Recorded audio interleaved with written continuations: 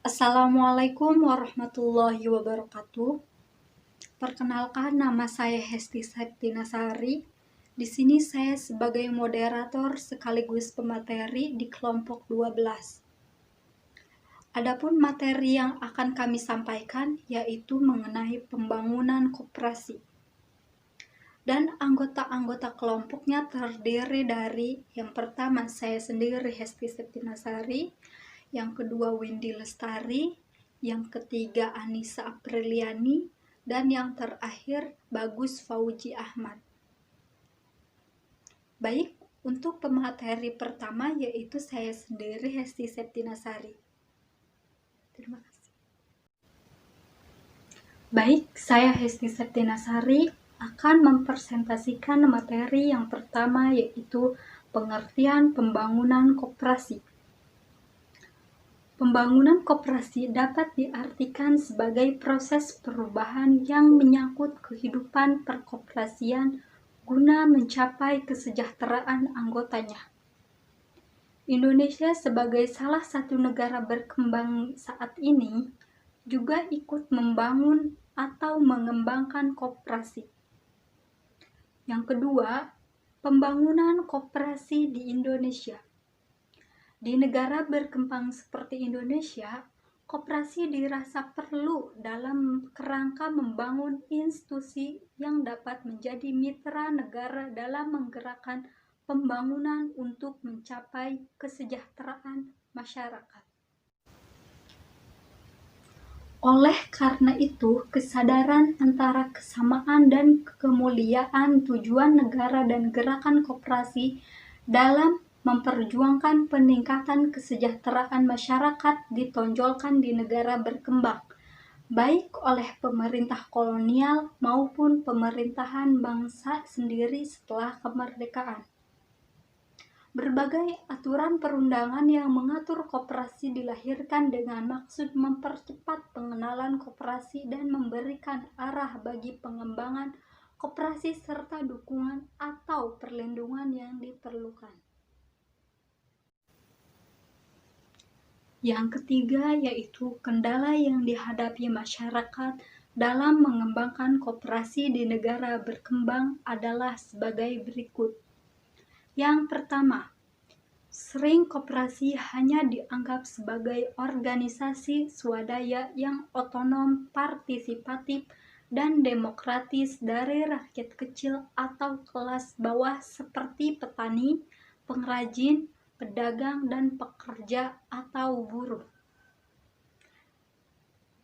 Yang kedua, di samping itu ada berbagai pendapat yang berbeda dan diskusi-diskusi yang kontroversial mengenai keberhasilan dan kegagalan serta dampak koperasi terhadap proses pembangunan koperasi sosial di negara-negara dunia ketiga atau yang sedang berkembang, merupakan alasan yang mendesak untuk mengadakan perbaikan tata cara evaluasi atas organisasi swadaya koperasi.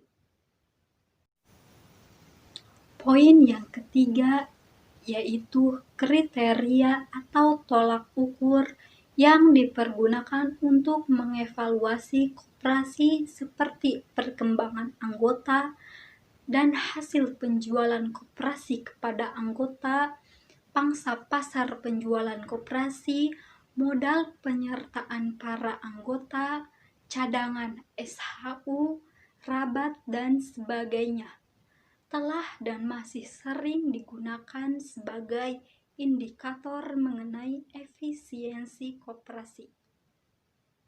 4. Masa implementasi Undang-Undang Nomor 12 Tahun 1967 A.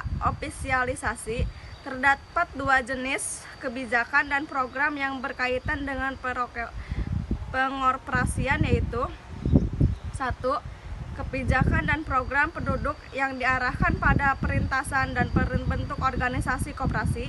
2. Kebijakan dan program diarahkan untuk mendukung dilaksanakan melalui koperasi, terutama perusahaan koperasi yang berperan seperti organisasi-organisasi pembangunan lainnya. B. Deofisialisa, kelemahan-kelemahan dalam berpenal kebijakan dan program yang mensponsori pengembangan koperasi. 1. Untuk membangkitkan motivasi para petani agar menjadi anggota koperasi desa, ditumbuhkan harapan-harapan yang tidak realitas pada kebijakan dan koperasi bagi para anggota dan diberikan janji-janji mengenai pelakukan istimewa melalui pemberian bantuan pemerintah. 2. Selama proses pembentukan koperasi, persyaratan dan kriteria yang mendasari pembentukan kelompok-kelompok koperasi yang kedapatan efisien dan perusahaan koperasi yang mampu mempertahankan kelangsungan hidupnya secara otonom dan tidak dapat pertimbangan yang cukup. 3. Karena alasan-alasan administratif, kegiatan pemerintah seringkali dipusatkan pada pembentukan perusahaan koperasi dan mengabaikan pengeluhan pendidikan dan latihan para anggota-anggota pengurus dan manajer yang dinamis, dan terutama mengabaikan pula strategi-strategi yang mendukung perkembangan sendiri atas dasar keuksteraan anggota koperasi. 4. Koperasi telah dibebani dengan tugas untuk menyediakan berbagai jenis sebagai para anggotanya, misalnya kredit, sekalipun langkah-langkah yang diperlukan dan bersifat melengkapi belum dilakukan oleh badan pemerintah yang bersangkutan, misalnya penyuluhan. 5. Koperasi telah diserahi tugas atau ditugaskan untuk mengenai program pemerintah walaupun perusahaan koperasi tersebut belum memiliki kemampuan yang diperlukan bagi keberhasilan pelaksanaan tugas dan program itu. 6. Tujuan dan kegiatan perusahaan koperasi yang secara administratif dipengaruhi oleh instansi dan pegawai pemerintah tidak cukup mempertimbangkan atau bahkan bertentangan dengan kepentingan dan kebutuhan subjek yang mendesak dan tujuan-tujuan yang berorientasi pada bangunan para individu dan kelompok anggota. Misi Undang-Undang Nomor 25 Tahun 1992 merupakan gerakan ekonomi rakyat dalam rangka mewujudkan masyarakat yang maju, adil, serta makmur berlandasan Pancasila dan Undang-Undang 1945.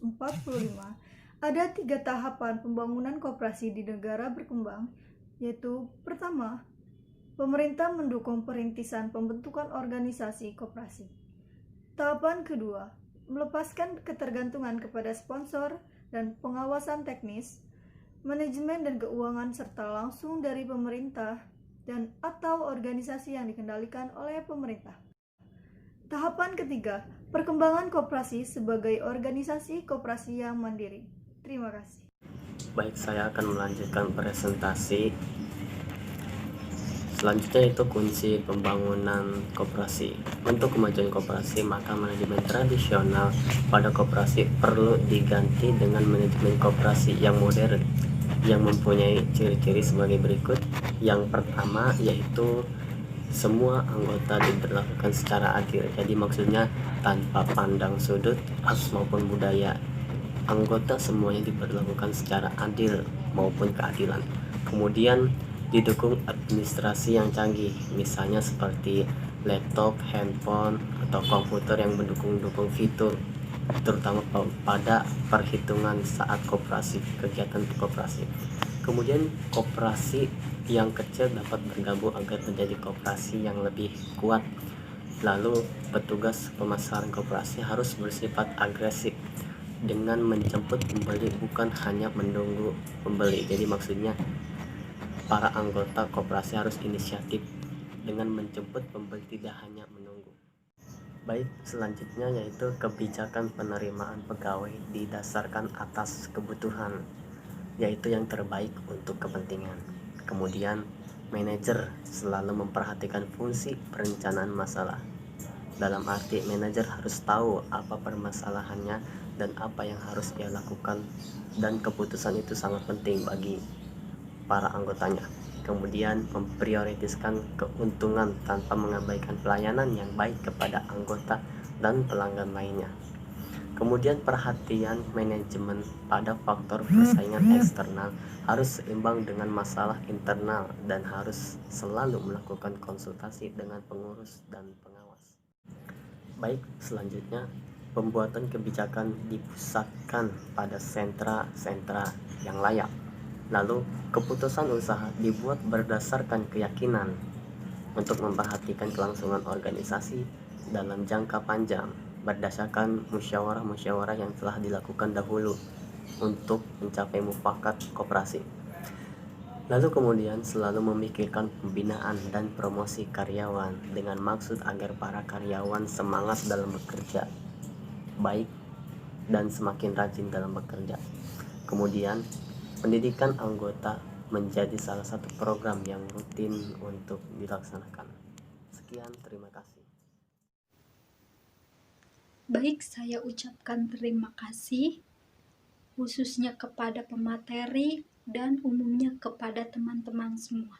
Semoga apa yang telah kami sampaikan dapat dipahami dan dimengerti. Jika ada yang belum dipahami, silahkan ditanyakan, dan untuk penanya hanya 5 orang penanya saja. Terima kasih. Wassalamualaikum warahmatullahi wabarakatuh.